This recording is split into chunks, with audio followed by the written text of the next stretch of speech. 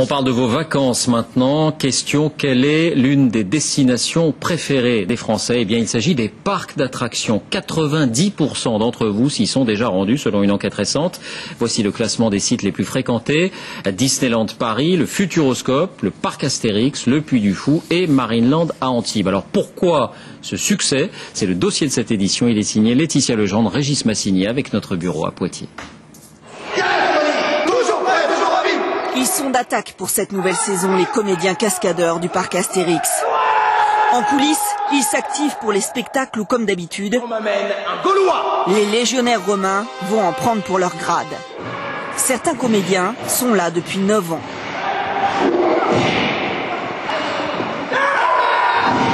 Moi je pense que si j'étais gosse, ça me fait très bien quoi. Donc, ouais. En tout cas on prend ça très au sérieux. Les enfants adorent. Et les parcs comme Astérix, Disneyland Paris, le Futuroscope ou encore le Puy du Fou résistent plutôt bien à la morosité générale.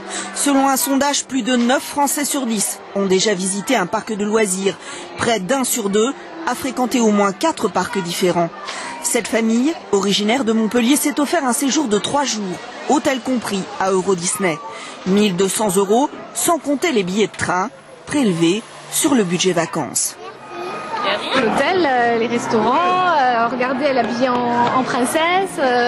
On s'est décidé de partir plusieurs jours pour bien profiter, surtout qu'elle est petite quoi.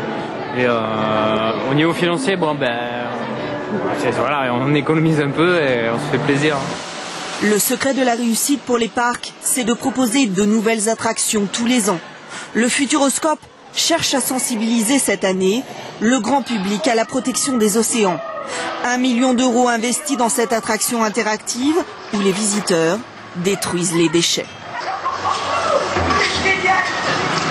C'est la deuxième fois que nous venons.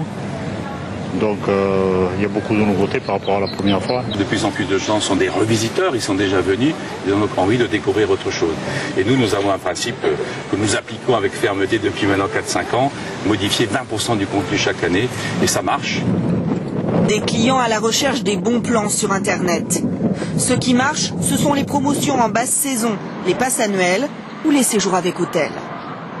On fait des offres promotionnelles pendant la semaine, dans des périodes creuses, qui nous arrangent, parce que c'est des périodes qui sont parfois difficiles à remplir, parce que les gens n'ont pas de congé, mais qui arrangent aussi nos visiteurs. Pas question cette année pour Astérix et ses comparses de se reposer sur leur laurier. Le gros de la saison se joue en juillet et en août et dépend en partie de la météo. Les parcs d'attractions craignent encore et toujours que le ciel leur tombe sur la tête.